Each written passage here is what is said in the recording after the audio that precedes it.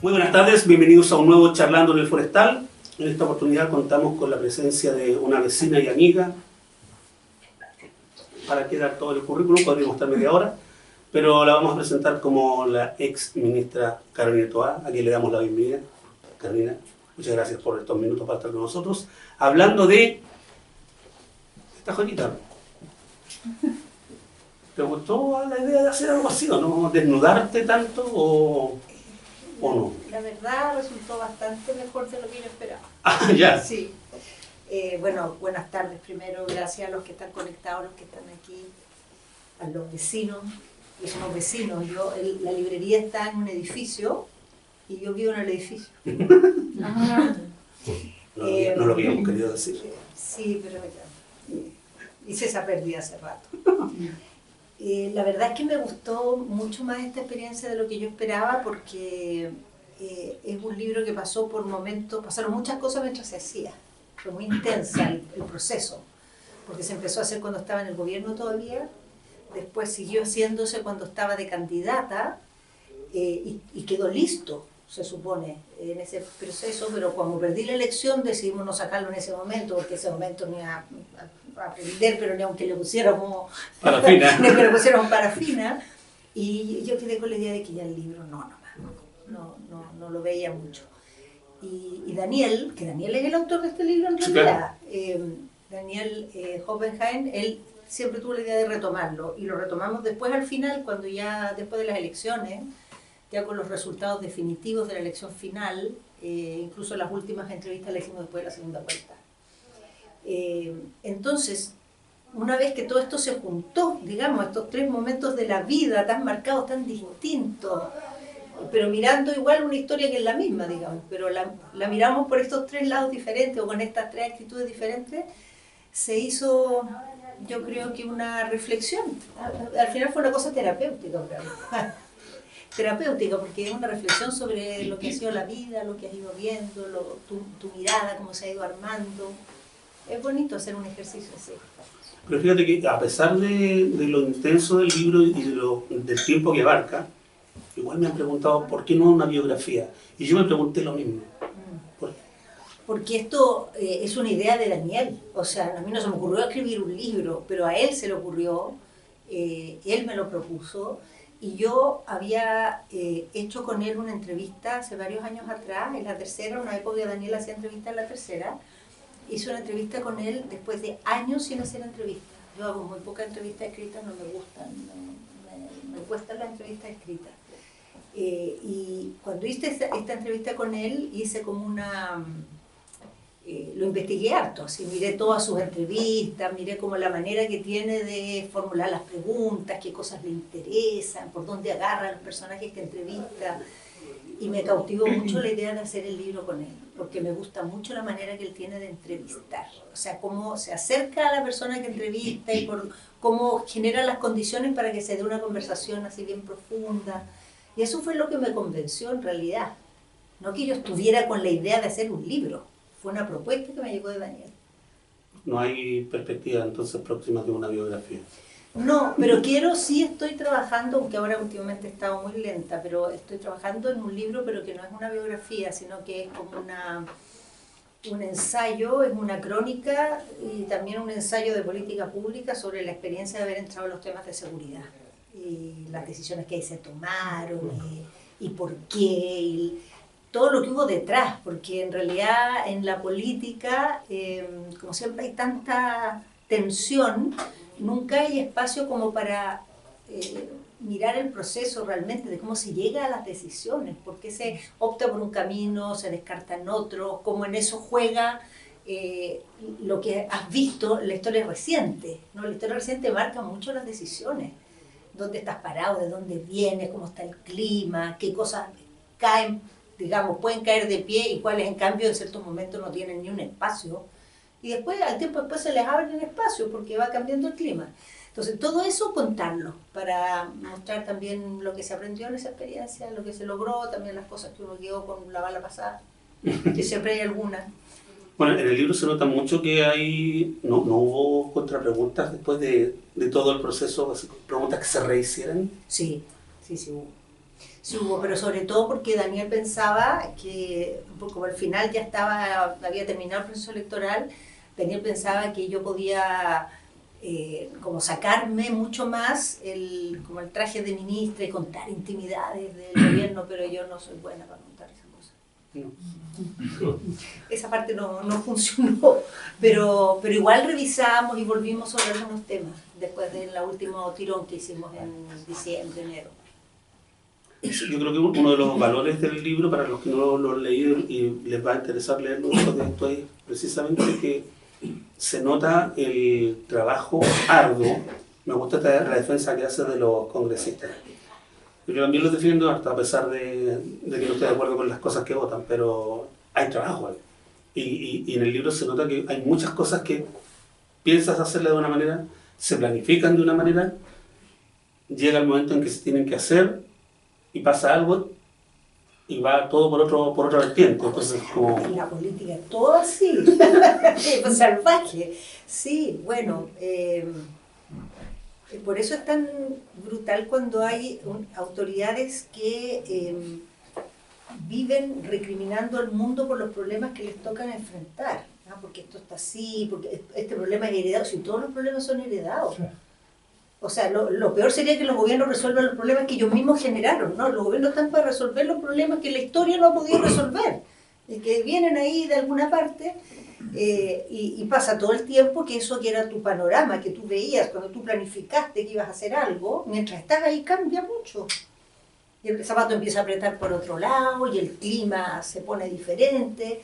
Ahora, eso está como dentro de las reglas, pero de la manera que le pasó al gobierno anterior, ya está fuera de las reglas. Porque el gobierno anterior como que se le dio vuelta la tortilla. O sea, realmente fue del cielo a la tierra. Porque pensemos que un gobierno que fue electo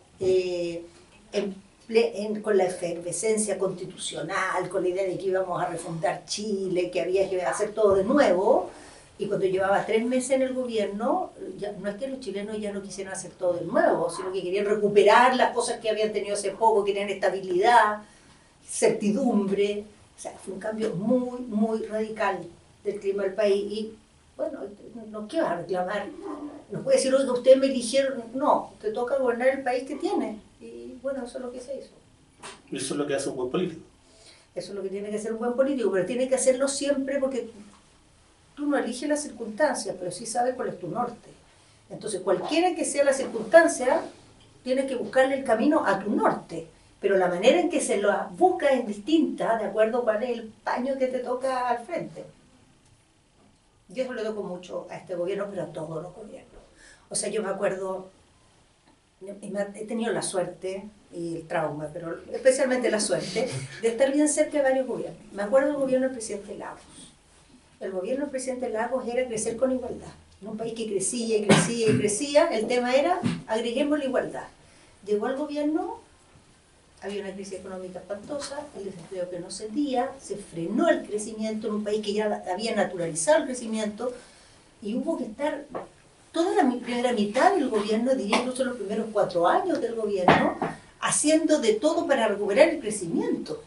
Y bueno, te cambiaron los planes, ¿qué le va a hacer? La presidenta Bachelet llegó al gobierno, a los 3 meses tuvo una rebelión pingüina cuando prácticamente no tenía ninguna línea de reforma educacional en su programa. Y tuvo que meterse en un tema que no estaba en ninguna parte. Y los meses después, porque esto fue abril, mayo, febrero, partió el Transantiago.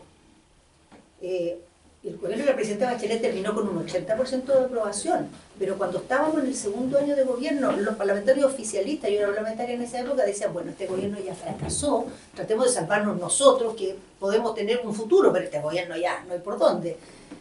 Imagínate, y después terminó por los cielos ese gobierno. O sea, las cosas cambian tanto. Bueno, digamos el presidente Piñera, ¿no? Que llegó y pensaba que esto era lo oasis y el poco andar tuvo el estallido después de la pandemia. O sea, la vida claramente es así con todos. No es muy discriminadora. ¿Y ese dicho es sin llorar? No estoy de acuerdo. Explaya. Yo creo que es sin victimizarse, pero creo que todos tenemos derecho a llorar.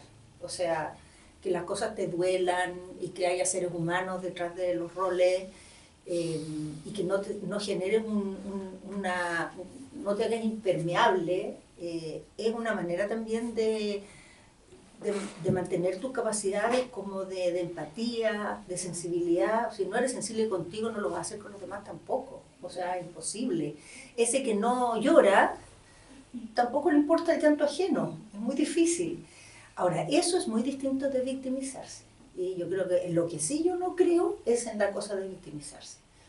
Porque una persona que está en un rol y que le toca asumir costos, dolores, etcétera, yo creo que tiene derecho a sentirlos, lo que no tiene derecho a andarse quejando. ¿Ah? Porque si quiere una vida más tranquila, ese no es el lugar. Es un lugar rudo la política, es un lugar donde pasan cosas duras y duelen. Y yo creo que está bien que duelan y yo no esperaría que a la gente no le duelan. Es más, lo vería como sospechoso, preocupante que no duelan. Yo creo que está bien decir me dolió, qué sé yo, pero no, lo que no es bueno, creo yo, es como andar quejándose de la dificultad de las cosas y andar endulzándole al mundo porque es tan difícil tu pega. Si para eso estás ahí, para trabajar en cosas difíciles. Para tratar de arreglarlas Exactamente. dentro de lo posible. Tratar de cambiar. Mira, siempre va a haber otras cosas difíciles que van a venir, pero la cosa es avanzar, evolucionar, es no quedarte atrapado en los problemas que en un momento te están limitando. Y inmediatamente que tú logras destrabar un problema, se te van a producir otros. ¿Ah? Porque la vida es un poco así. Pero lo que es muy malo es cuando tú das vuelta, y eso nos ha pasado, yo creo que hace algunos años lleva pasando, ¿no? Que hay problemas que están ahí y dan vuelta y vuelta y vuelta y no se logra salir. Eso sí que es terrible. Eso es agotador, es decepcionante. No que los problemas sean grandes, no que no se resuelvan a la primera, sino que te quedes pegado. Y hay cosas a las que estamos pegados un tiempo y yo creo que eso tiene también tan irritado al país. Sentir que ciertas cosas no se superan. Bueno, estoy haciendo las preguntas que me hicieron a mí para que te hiciera. Las mías todavía no vienen. La falta de calle que se le recrimina a los políticos. ¿Es una crítica aceptable? ¿Está muy bien enfocada? Yo creo que es un diagnóstico que entiendo de dónde viene, pero creo que tiene parte de una premisa equivocada. Yo he estado muy cerca de la política hace muchos años y en distintas partes, en el Parlamento, en los municipios, en el gobierno. Particularmente las personas que cumplen roles en el Parlamento, que de las instituciones políticas es la que tiene una nota de mayor reprobación, ¿no? Le ponen mucha energía a sus distritos, pasan mucho tiempo con la gente de las comunas que representan, todas las semanas distritales van y recorren, habrá excepciones, pero no es que no vayan a terreno, no es que no conversen con la gente, no es que no se junten con vecinos, yo creo que ese no es el problema. El problema es que es una política que está muy reactiva a lo que escucha como demanda ciudadana y ha terminado siendo una especie de megáfono que agranda los reclamos, agranda los dolores de las personas, pero no le agrega algo más para buscar soluciones. Porque la política no es una reproductora de molestias, es una constructora de caminos comunes. Y debiera poder lograr agregarle algo a ese momento en que te encuentras con una comunidad que tiene un dolor. No solamente ir y reproducirlo con un micrófono más grande o en un lugar que tiene más visibilidad, sino también poder construir, porque tú tienes, qué sé yo, un conocimiento de la ley, porque tú conoces otra comunidad que tiene un problema parecido, porque tú también conoces a la empresa que está vinculada a este problema y puedes entender cuál es la dinámica que llevó a eso. Todo ese tejido de la política como articuladora en la sociedad está muy perdido. Entonces aporta poco en una conversación ciudadana un político que solamente dice ya yo voy a contar y voy a reclamar y voy a proponer que le solucione a alguien su problema. Es porque la política está en un momento de mucha debilidad, de poca respuesta. Entonces, ¿qué es lo que hace? Es ponerse del lado de los reclamos, pero es que eso no es suficiente. La política no es solo para ponerse del lado de los reclamos, es para hacer posibles soluciones, y soluciones colectivas, eso es muy importante, porque tú cuando representas una comunidad, representas a los vecinos que están molestos con la basura y representas a los vecinos que tiran la basura también. Y representas también al municipio que es el después que tiene que ir a recolectar la basura.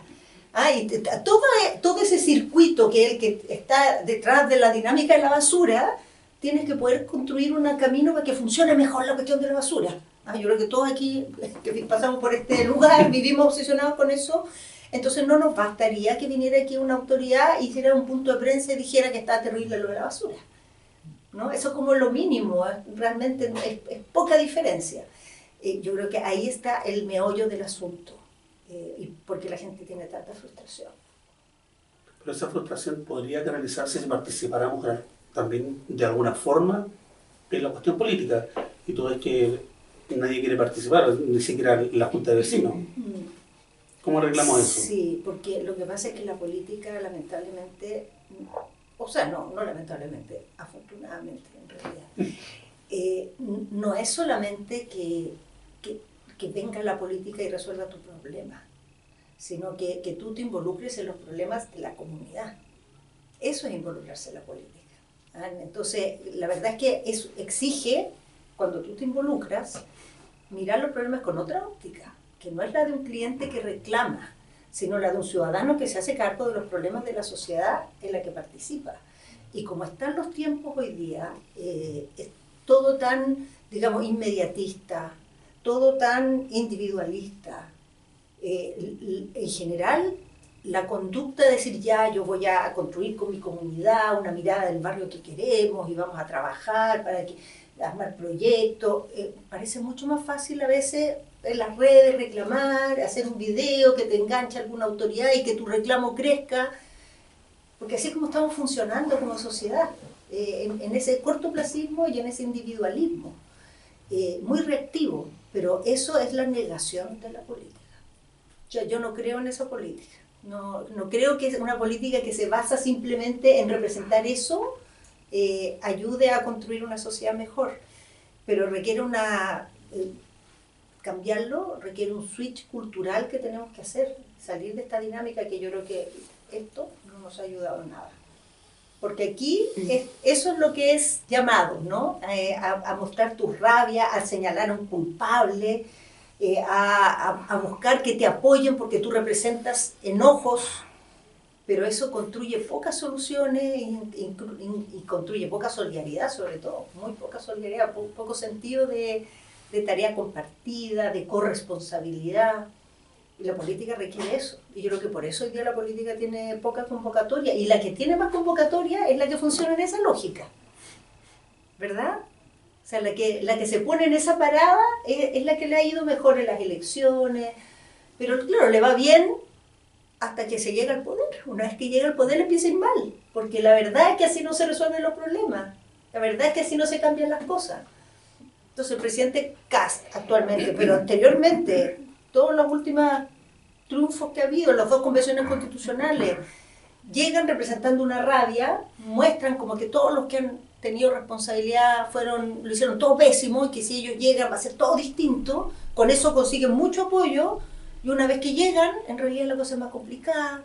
En realidad había varias cosas que no era llegar y echárselas porque tan malas no eran tampoco, y las soluciones no eran tan mágicas ni tan inmediatas, y viene la frustración. Y apenas llega la frustración, empiezas a buscar a alguien que represente tu nueva frustración.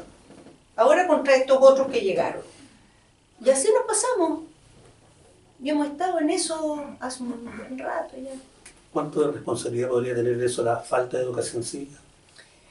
Tiene, pero ¿sabes lo que pasa? Es que la educación cívica que nos falta es como de dos generaciones. Nos falta la educación cívica antigua, la que se hacía en el Chile antiguo y que se perdió, como de conocer el sentido de corresponsabilidad, los poderes del Estado, para qué sirve un parlamentario, el sentido que tú tienes también que ser un ciudadano responsable con el resto de la comunidad. Toda esa parte como que perdió fuerza. Pero a esta altura tampoco basta esa educación cívica, porque a esta altura tenemos esto. Y esto es otra cosa.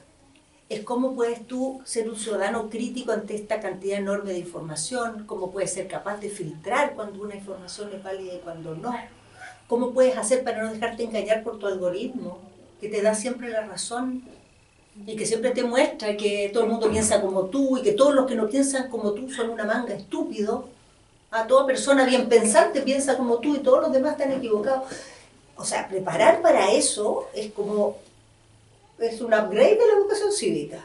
Entonces tenemos el piso de abajo malo y el de arriba ni hablar. Pero hay que hacerlo, pues. ¡Ay, me encantó eso! Hay que hacerlo, sí, hay que hacerlo. Una cuota de optimismo No, hay que ya me hacerlo. estaba dando el Es que infarto. mira, hay que siempre, no, pero hay que confiar en algo que es muy bueno. Nada es para siempre. Esto es una gran cosa, nada es para siempre. Y cuando hay cosas malas tampoco son para siempre. Y segundo, la gente no se queda en el mismo lugar, evoluciona. Entonces puedes un rato entusiasmarte con políticos que te hablan en corto, en cuña, que todo es la rabia y en fin, pero después de un rato, después de varios capítulos, digamos, de frustración, te vas a empezar a aburrir de eso también, vas a empezar a buscar otra cosa. El problema es que en ese ratito te pueden destruir media vida. Exactamente, por eso hay que tratar de que no sea tan largo.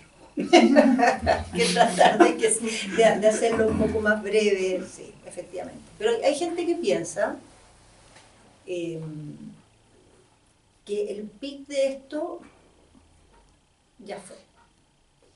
Y que empieza a haber señales de una especie de está mostrando grietas esto, fundamentalmente por la experiencia de Donald Trump en Estados Unidos. Y la de Orbán también, porque Orbán es como el fundador de esta cuestión, es como el que partió y el que más duró y el más exitoso en realidad de esta cosa. Y está sin tomar agotamiento al punto que perdió la elección. Y Trump probablemente la pierda también en noviembre. El problema es que una cosa es que ellos pierdan las elecciones y quizá esa escuelita empieza a tener derrota, pero otra es que vendría en lugar. Porque puede venir algo aún peor. En París. Pueden venir dinámicas populistas que en el fondo, ¿qué es lo importante con las dinámicas populistas? No es solo el hecho de que se propongan cosas que después no se pueden hacer o que se genere esta lectura, digamos, de que la sociedad es buena y lo malo son los dirigentes y cambiando los dirigentes todo va a andar bien, sino que especialmente el populismo tiene la característica de destruir los sistemas políticos. Los destruye. Porque por la manera que organiza sus preferencias y sus propuestas, agarra algo de aquí, algo de allá, todos se dividen, todos se enojan, todos se fragmentan, y después de una pasada de populismo fuerte, cuesta volver atrás. O sea, es como un camino sin retorno. Y eso es muy complicado, porque distintos derechas, izquierda, pueden ser malos gobiernos, pero pues se acaban y sigue el sistema político ahí ofreciendo alternativas y la gente puede elegir. Pero hay veces en que eso se desarma y lo que queda después son grupúsculos caudillos, sin un proyecto de país, sino más bien respondiendo a cosas muy puntuales, muy inmediatistas. Y eso, lo grave de eso es que la sociedad pierde capacidad de formular su proyecto de país, que es lo que no, ese problema ya lo tenemos en Chile, aunque todavía no estamos en eso y espero que nunca lleguemos, pero ya hace un rato que la política no logra armar proyecto de país, que todos nos sintamos, independiente que gane uno u otro, sintamos que somos un país que vamos para un lado, que tenemos ciertas definiciones, que tenemos cierta mirada de la economía, del Estado, del rol de los ciudadanos. Eso en Chile está hoy día muy frágil. Muy con poco sentido de pertenencia y eso es fatal para países que se quieran desarrollar, porque para desarrollarse hay que tener eso yo creo que es algo archicomprobado, o sea, ningún país se ha desarrollado sin eso. Es lo que en mi escuela con números me enseñaron que eran las políticas de Estado. Sí, pero ¿sabes lo que pasa? Es que políticas de Estado lo tenemos medio entendido como que es algo que hace el Estado. En cambio, esto que yo te estoy diciendo son creencias que tienen las personas. Son las personas involucradas en decisiones colectivas que las ejecuta el Estado, pero que tienen una legitimidad y un respaldo en la sociedad.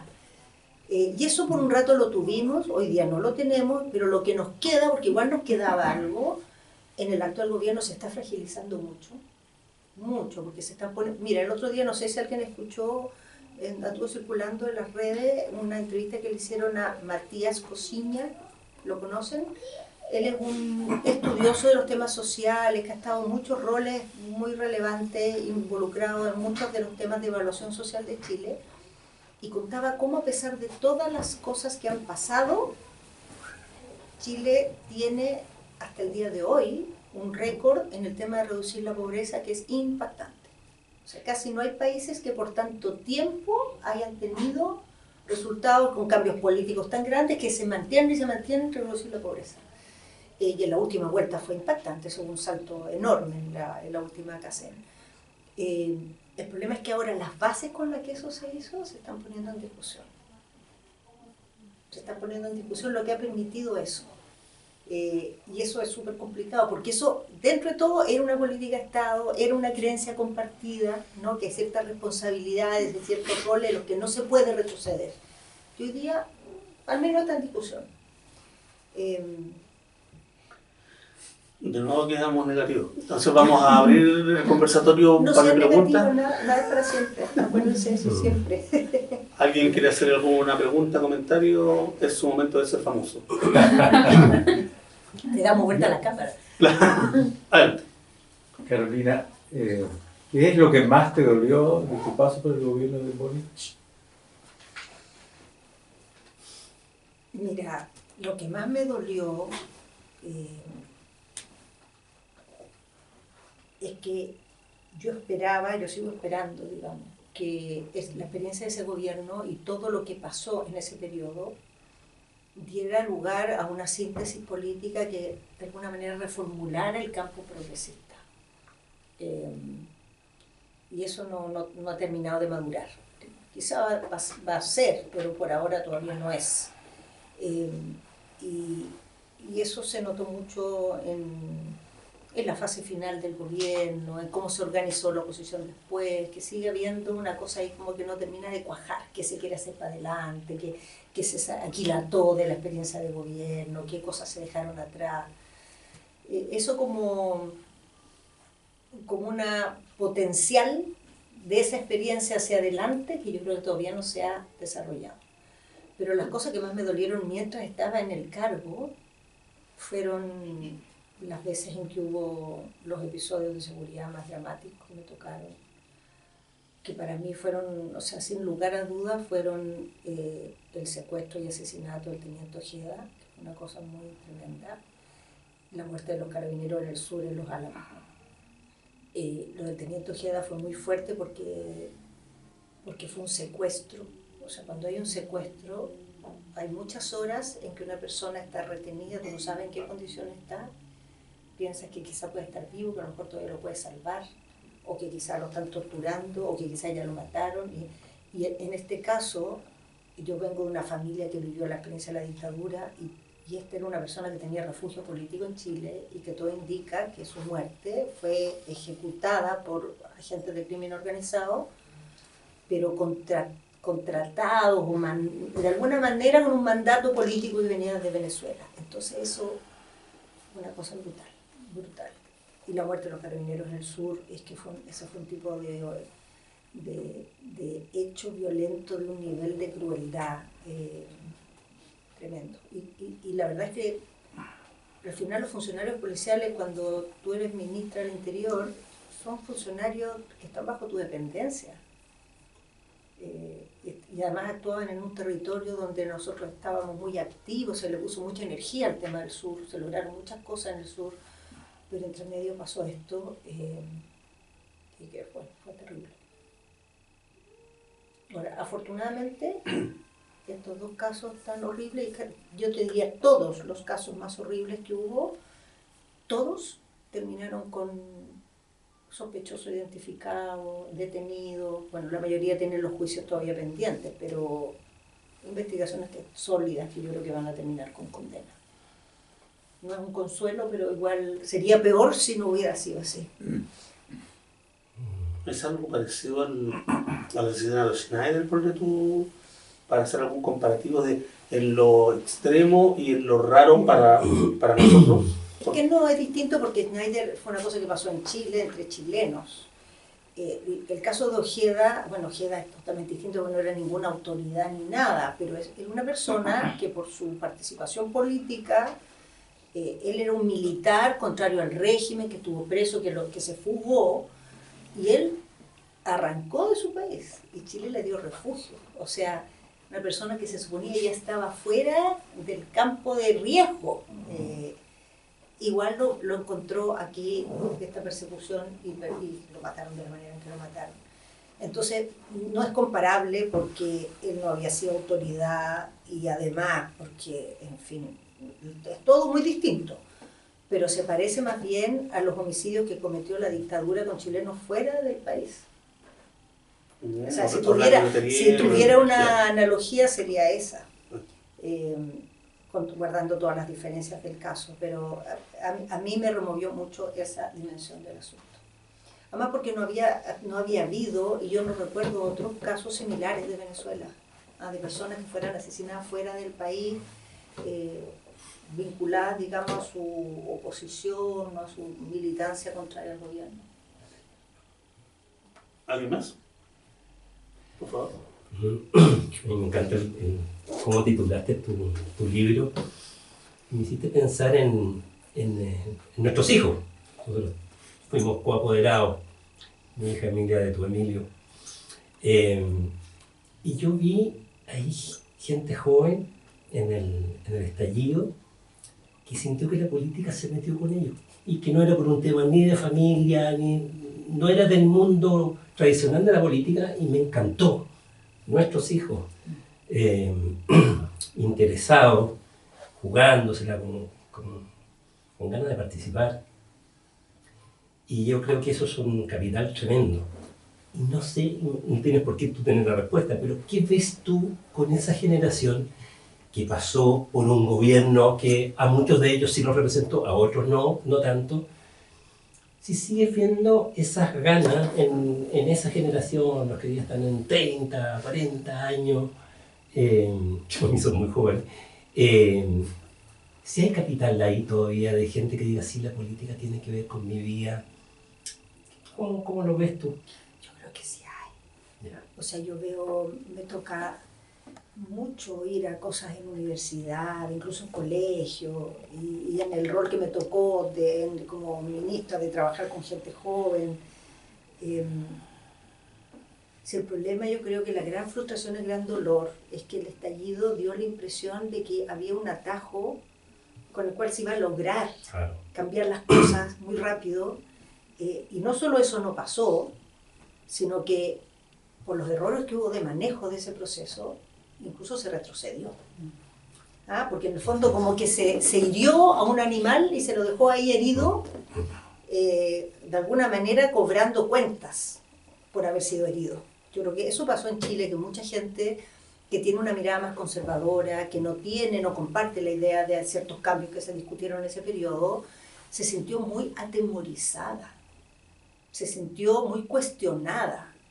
Y en ese momento eso abrió una cierta voluntad de hacer cosas con tal de salir de la incertidumbre.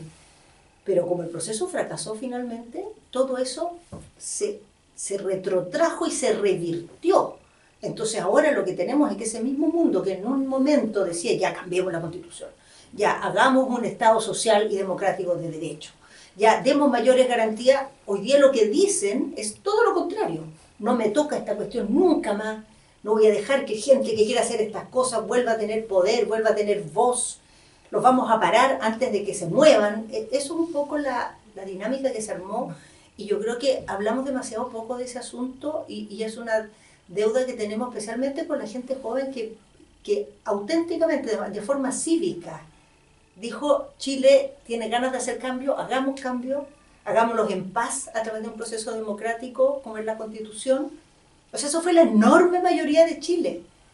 Y eso tuvo una conducción política muy errada, o sea, que dilapidó todo ese capital. Pero no podemos nosotros olvidarnos de que eso está ahí. O sea, hay que volver a conectar con eso, porque lo que mandó en el proceso del estallido fue eso. Una gana de una sociedad más justa y de hacerlo, construirlo por una vía democrática. Eso fue lo principal. Entonces el estallido no fue unos vándalos, el estallido no fue una gente cabeza de pistola, no, eso fue lo grueso. Ahora, lamentablemente en el camino, la representación de esa voz terminó en grupos con agendas muy puntuales y muy salidas como del sentido común. Pero ese es un error de la política, no de la ciudadanía. La verdad, es un error que la política tuvo en el manejo de ese proceso. Así que yo creo que esa energía sigue ahí. Sigue ahí, pero obviamente está desencantada, obviamente está alejada.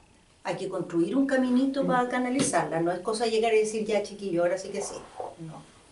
Y sobre todo un camino distinto, porque lo que no va a haber, y yo creo que sería nefasto que hubiera, es como repetir esa historia. O sea, no creo que va a haber otro estallido ni nada por el estilo, pero ese afán de la sociedad, de ser una sociedad mejor, yo creo que existe y es parte del desencanto ciudadano también.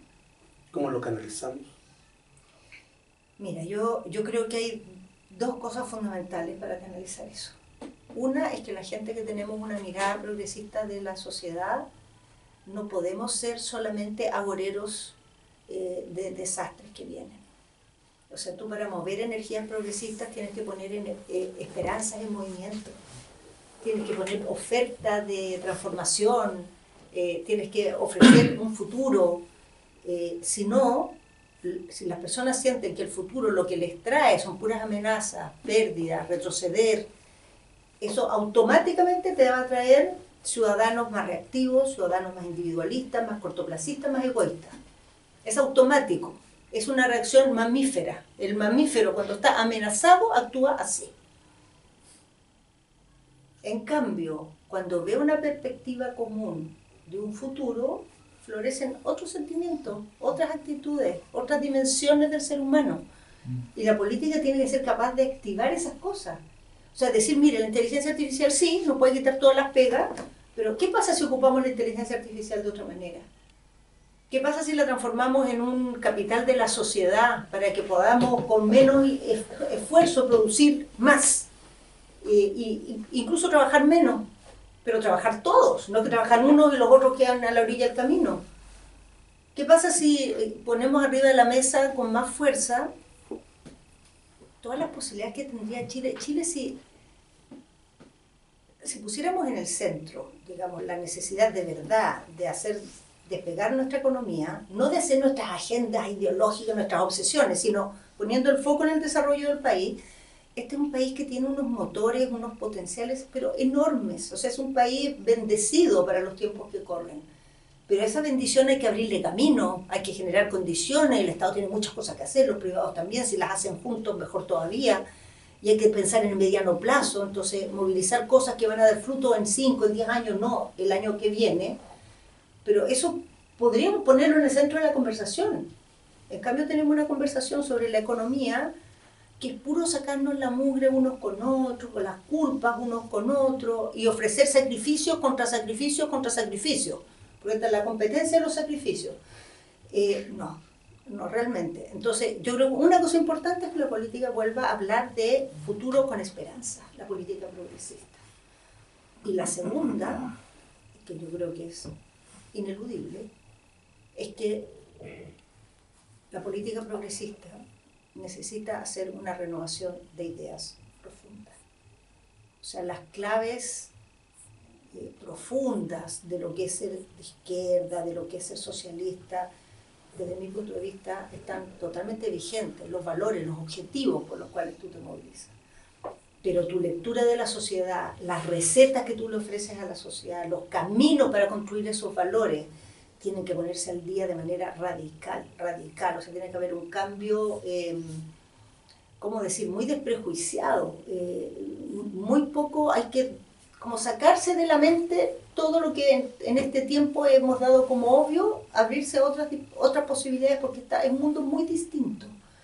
Entonces tiene que ser una política mucho más abierta a repensar las cosas. Y para eso no necesariamente se necesitan jóvenes. No. Porque también necesitamos la experiencia. Que se necesitan ambas. Ambas.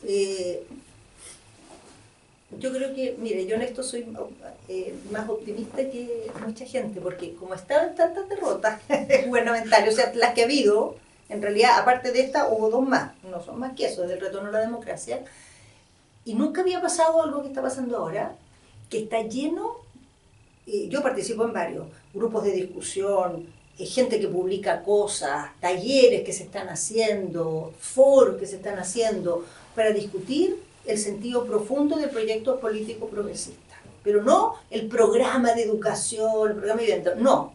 ¿Qué es ser de izquierda? ¿Qué idea tenemos del socialismo? ¿Cómo se pueden hacer cambios positivos en este tipo de capitalismo que tenemos? ¿Cómo revitalizamos esta democracia? Preguntas grandes, grandes. Lo programático viene después. ¿Qué hicimos mal? ¿Por qué hemos perdido? ¿Qué pasó en el estallido? ¿Qué pasó en la convención? Yo lo veo como algo parecido a lo que fue en su momento el proceso de renovación socialista, en los años 70 y 80. Wow. Parecido a eso. Sí, Lo que está empezando a activarse. Sí, ese tipo de conversación. Y de hecho muchos actores de esa época están muy involucrados y escriben, publican, se van a foros con gente más joven, con gente de otros partidos. Yo no había visto esto en las últimas 2 veces que se perdieron elecciones. Entonces yo creo que esas dos cosas, poner futuro por delante y futuro con perspectivas de lo que tú quieres lograr, de esperanza, y tener un proyecto político renovado, actualizado, una centroizquierda que llegue distinta a las próximas elecciones. Eso es lo que yo quisiera. Me gustó. Bueno, hace un par de semanas tuvimos acá a Mario Marcel Me suena. y le hicimos una pregunta para que le respondiera desde el punto de vista económico. Quedamos en que te íbamos a hacer la misma pregunta para que la respondiera desde el punto de vista político. Una pregunta que, o sea, es un comentario que se ha convertido ya a esta altura en una pregunta. ¿Chile se cae a pedazos? O sea, no lo dudo ni un minuto. Chile no se cae a pedazos. O sea, Chile tiene problemas, efectivamente, y sobre todo tiene alguna... está prisionero de una dinámica, de una muy mala conversación pública. Yo creo que el principal problema de Chile es que tiene una muy mala conversación pública, que lo empantana, que le impide tomar decisiones, que le impide ver el horizonte, que lo hace estar en una pasada de cuentas permanente en lugar de vislumbrar la alternativa. Y ese es un problema que hemos arrastrado largo tiempo, un problema grave. Porque si no lo resuelves, eso termina afectando todo. Puedes tener todas las posibilidades del mundo, tener muchas fortalezas, no las vas a ocupar, no las vas a aprovechar. Pero al mismo tiempo, Chile es un país que con todas estas cosas que han pasado en los últimos años ha mostrado una resiliencia institucional y democrática impresionante. Es un país que no está creciendo lo que quisiéramos, pero es una economía que tiene bases sanas, que tiene las condiciones como para tener una mejor performance si se aprietan los botones adecuados, especialmente esta perspectiva de horizonte, que ha tenido cambios sociales en el último tiempo muy importantes. O sea, nosotros estamos todos muy desconformes, pero en la última CACEN en Chile 600.000 personas salieron de la pobreza. Tuvimos un avance dentro de los avances que son chiquititos, pero progresamos de manera positiva en el tema de la desigualdad. Después de haber pasado por la pandemia, que fue una amenaza de retroceso gigantesca, se logró pasar eso. Tenemos, cuando uno ve la región y ve cómo se comporta Chile, Chile está ahora en esta ola, digamos, de ultraderecha, es verdad.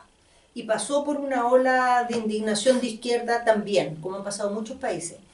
Pero la capacidad que hemos tenido de pasar por esos ciclos, cuidando nuestra institucionalidad, preservando una cierta convivencia, es algo que muy pocos países pueden decir. Yo me atrevo a decir, países europeos, pasar por una cosa como la que pasamos aquí, con el estallido de los 2 procesos constitucionales fallidos, no saldrían tan bien parados como salimos nosotros.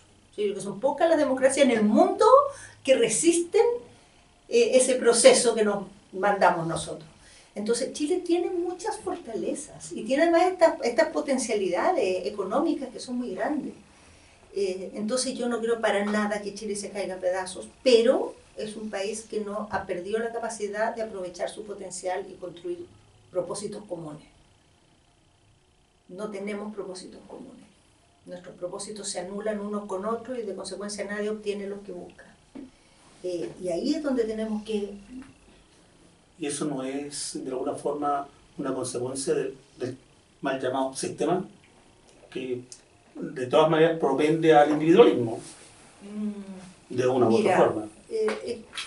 Nosotros vivimos en un mundo yo creo que eso es un hecho, que es un sistema económico capitalista, que tiene ciertas características, pero que en el último tiempo ha tomado una expresión particular. No es cualquier momento el que estamos viviendo, es un momento en que dentro de ese sistema han tomado mucho impulso, reacciones de mucho temor, de mucha intolerancia, de mucho cortoplacismo, y eso nos ha llevado a exacerbar ciertas cosas de nuestro sistema económico que no tienen por qué ser permanentes y no han sido siempre así. O sea, recordemos que en el capitalismo se hizo el estado de bienestar, en el capitalismo se hizo la educación obligatoria, en el capitalismo las mujeres conseguimos derecho a voto y conseguimos leyes de cuota y conseguimos un ingreso cada vez más alto del mercado laboral. Y hoy día, en cambio, en ese mismo capitalismo estamos viendo amenazadas todas esas cosas, estamos viendo que se ponen en duda cosas que eran acuerdos, como los derechos humanos, como un orden internacional basado en instituciones y normas y no en la ley del más fuerte. Entonces creo que no tenemos por qué resignarnos a que por el hecho de que sigue estando ahí el capitalismo tenemos que estar en esto todo el tiempo. No, esto puede ser distinto, tiene que ser distinto, ha sido distinto en otro momento. Mira, he dicho muchas veces en conversaciones como esta que comparemos este momento con el momento cuando fue la Revolución Industrial. Cuando fue la Revolución Industrial, el mundo que se conocía se destruyó. La gente que vivía en el campo perdió su trabajo porque la industrialización reemplazó esa mano de obra, y gente que vivía antes de manera muy sencilla, muy básica si tú quieres, pero no pasaban hambre, se tuvieron que ir a la ciudad a trabajar en unas condiciones extremas, con niveles de explotación, con niveles de contaminación, con niveles de abuso infantil, el trabajo infantil, digamos, con remuneraciones miserables, con enfermedades profesionales que no tenían control. O sea, era un mundo, el mundo en que había vivido la mayor parte de la población de la sociedad que se industrializó, el mundo que ellos habían vivido se destrozó y fueron a vivir al infierno. O sea, porque realmente eso era el mundo industrial en sus primeras etapas. Y ese infierno dio lugar con el tiempo a los sindicatos, a los derechos laborales, a la protección del trabajo, a la prohibición del trabajo infantil, al estado de bienestar, a las leyes de accidentes del trabajo, porque el ser humano inventó una respuesta a ese drama. Entonces uno tiene, como generación, estamos en una época que tenemos que inventar una respuesta a la inteligencia artificial, tenemos que inventar una respuesta a lo que hacen nuestras mentes en las redes sociales, tenemos que inventar una respuesta al crimen organizado, que tiene a la gente atemorizada en su casa, odiando a todo el mundo. Es una época en que hay que cargar la mata de creación humana, no solamente de defensa de lo que ya fue. ¡Qué suspiro más suspirado! ¡Qué un suspiro zapateado! Cuando ganó Milei en Argentina, toda la oposición dijo desde el primer día: esto no va a pasar. Porque no tiene equipo, porque esto es una creación de las redes, etcétera, etcétera. Y pasaron, dijeron, esto dura 3 meses, dijeron la oposición, los peronistas, en fin. Y lo siguieron repitiendo, y a pesar de las marchas que hubo y de la corrupción del gobierno de Milei va y gana las elecciones de medio término, como ellos lo llaman. Con algo de ayuda de sus amigos. Bueno, es exactamente. Y ¿no tiene la oposición hoy día un poco esa actitud de poco autocrítica con Kast, cuando empieza a decir de que esto no va?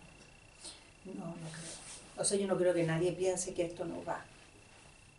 Yo creo que ni siquiera nadie desea que el gobierno tenga que irse a mitad de término. No, yo creo que se asume que es un gobierno que va a estar los 4 años y que hay que buscar que no se siga reproduciendo en el tiempo hacia adelante. Que hay que tratar de minimizar el impacto de las decisiones que tome y dentro de lo que se pueda en el Parlamento hacer contrapeso. Pero yo creo que Mira, hay dos diferencias con la analogía de Milei.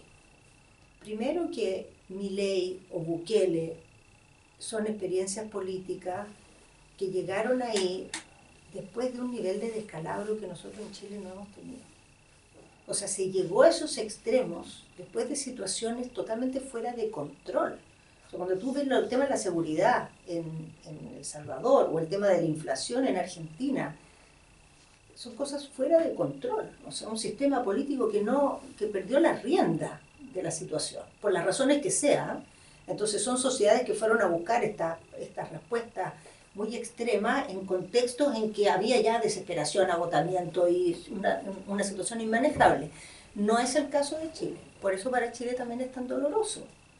¿Ya? Porque uno dice mira, ahora acaban de sacar los resultados de la NUS, la encuesta nacional la encuesta de victimización, digamos, una encuesta gigantesca, la encuesta más grande, una de las más grandes del mundo en materia de seguridad, que se hizo en los últimos meses del gobierno del presidente Boric, que muestra, al igual que todos los datos, que hubo un retroceso de la victimización, de las víctimas de delitos violentos, de las víctimas, una mejoría muy importante. Entonces uno dice, ¿por qué en Chile la gente quiere a Bukele si aquí, a diferencia de lo que pasó allá, se tomaron medidas que han empezado a dar fruto? Recién están empezando, pero han empezado a dar fruto.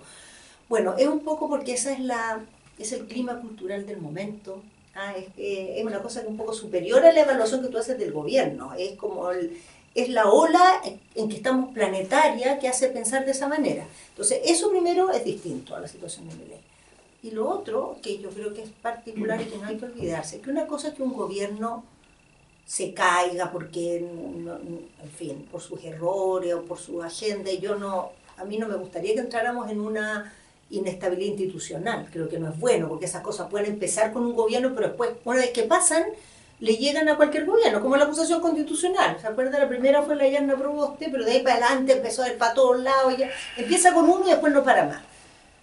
Pero distinto es el diagnóstico político que yo tengo de que una sociedad como la chilena, con personas que son exigentes, que son informadas, que tienen harta conciencia de las cosas que han logrado, que son muy críticas, un tipo de gobierno como este, que está un poco dado a escuchar, que está un poco dado a acoger opiniones distintas, que no tiene ninguna vocación de articular la diversidad, de recoger la complejidad, sino que tiene una agenda muy unilateral y la lleva, eso no va a perpetuarse, eso no va a perdurar, eso no tiene bases sólidas.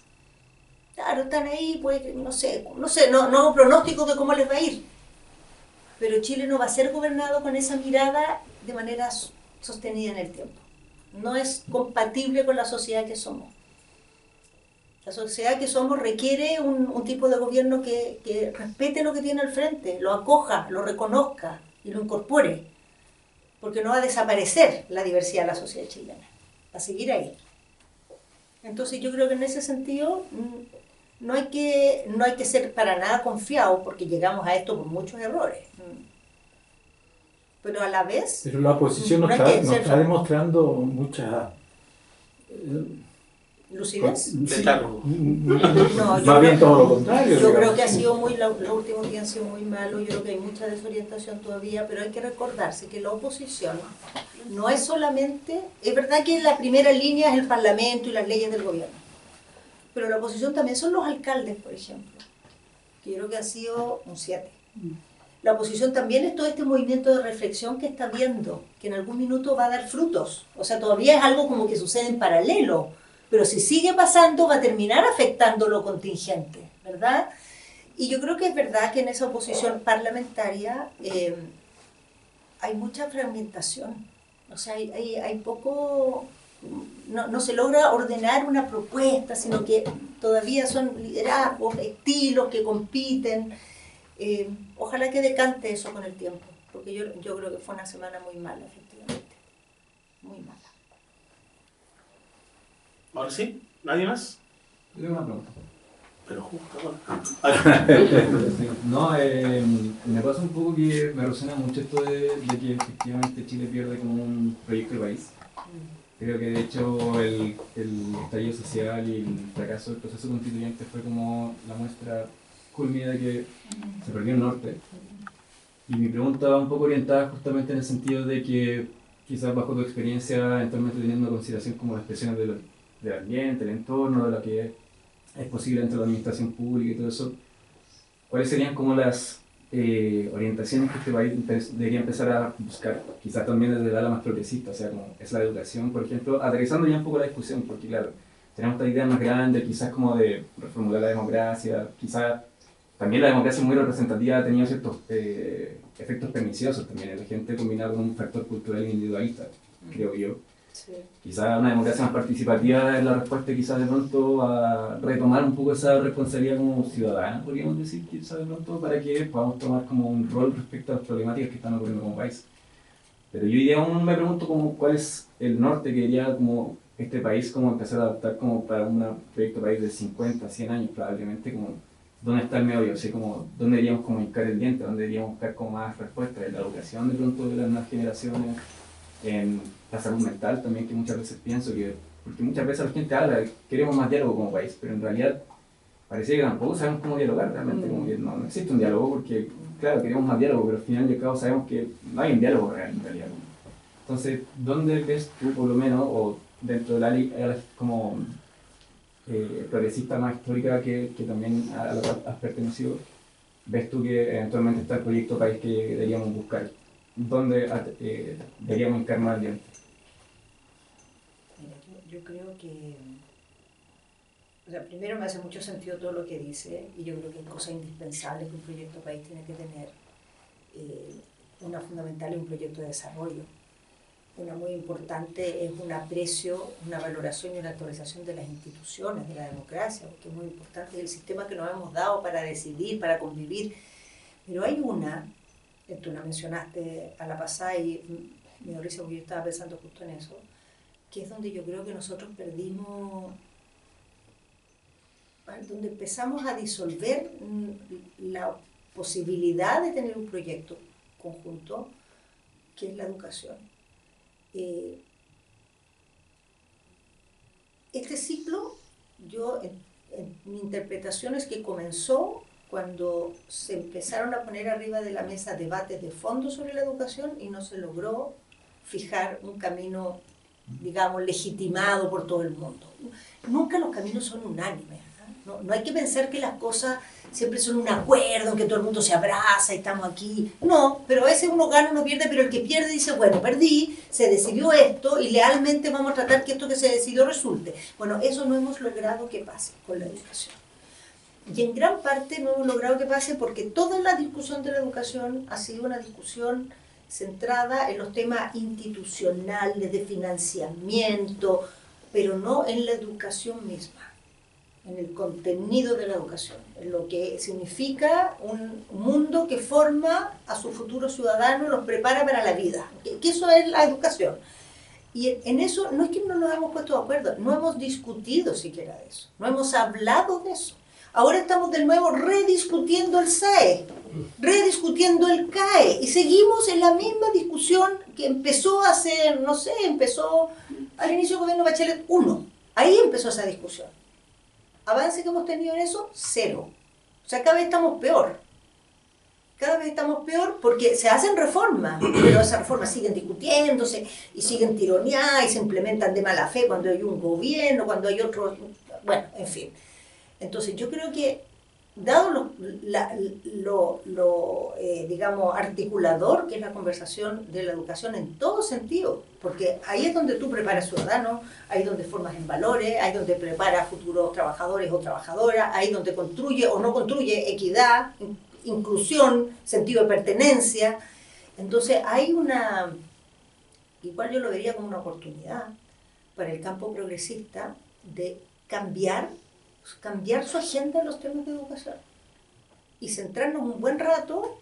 Ya el sistema es el que es, un rato hagamos que funcione bien lo que ya aprobamos en algún minuto y preocupémonos del contenido de la educación, de lo que pasa en las aulas de clase, del trabajo que se hace con los niños, de la dinámica entre alumnos y profesores, que es una cosa donde mientras hemos estado discutiendo de financiamiento y todo eso, en esa dimensión ha ido quedando la embarrada en todos estos años.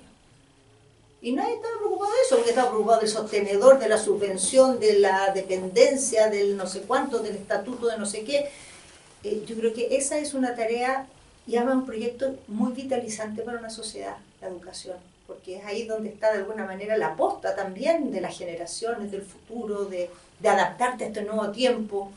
O sea, podría ser una cosa muy movilizadora para la sociedad chilena y puede ser además una cosa muy activadora desde el punto de vista económico, porque ahí tú puedes también ajustar mucho más cómo el sistema educacional está apuntando a las oportunidades de desarrollo que tiene el país y meterla en ese carril, en esos objetivos.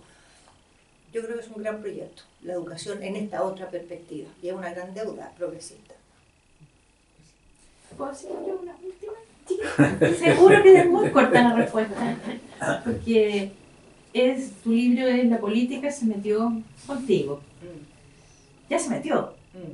Entonces me encantaría saber qué va a hacer Carolina Toá de ahora en adelante. Si va a seguir metida con la política. Sí, mira que no puedo, no sé. Es que es superior a mí. Por lo menos para la generación nuestra es como... Debería ser como tranquilizador saber si es que Carolina Toá va a seguir metida con la política. Porque ya lo domó, ¿no?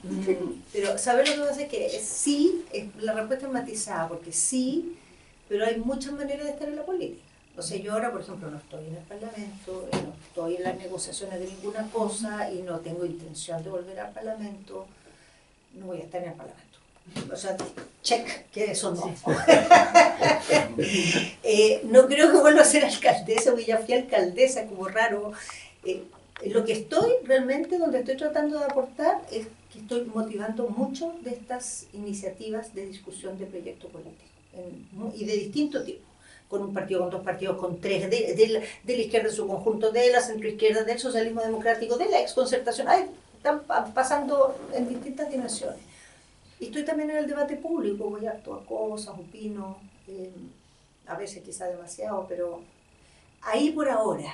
No tengo otros planes así como concretos, pero no me voy a desentender de esta cosa, no lo logro.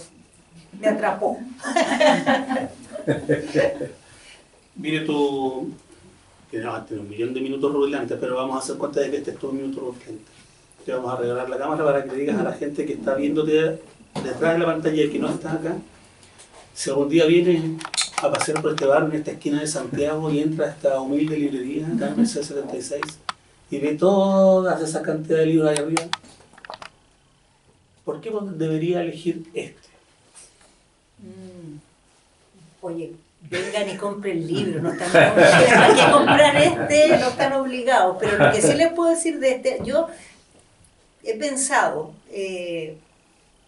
a propósito de este ejercicio que hice, que cuando uno ve la vida de otra persona y ve lo que pasó en su infancia, los dolores que pasó, su familia, los recuerdos, los distintos momentos, los quiebres, y ves también cómo eso uno lo interpreta con el tiempo, las decisiones que tomó, cómo eso lo afectó, cómo lo fue condicionando. Eso de alguna manera son las cosas que todos hemos hecho en nuestras vidas. Aunque la historia, el recuento de los hechos sea muy distinto, nuestras vidas todas consisten en eso.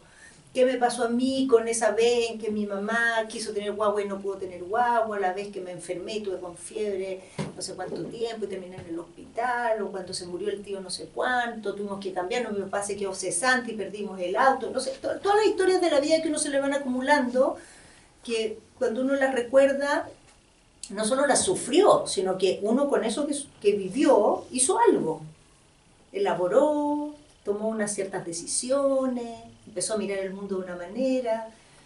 Yo creo que ese ejercicio me gustaría pensar que a los lectores les pasa cuando leen libros. No solo que miran la historia de otra persona, sino que eso los hace pensar también en su propia historia. Y eso es bueno porque uno conocerse, entenderse y también aceptarse es muy importante para andar por la vida. Ya lo saben, amigos, La política se metió conmigo, conversaciones con Carolina Toá, un libro que por supuesto encuentran acá en Quilmes Forestal. Si están fuera de Santiago, a través de espacioforestal.cl tenemos espacio a todo Chile. Un libro que sirve para recordar, a los que ya tenemos algunos años, somos casi contemporáneos. Una bonita forma de decirlo, ¿no? Bueno.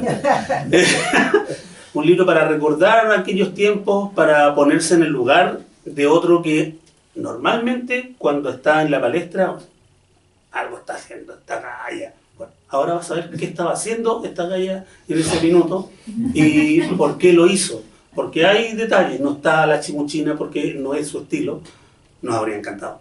Pero está la otra parte, está esa parte de los buenos, los altos, los peores, los mejores.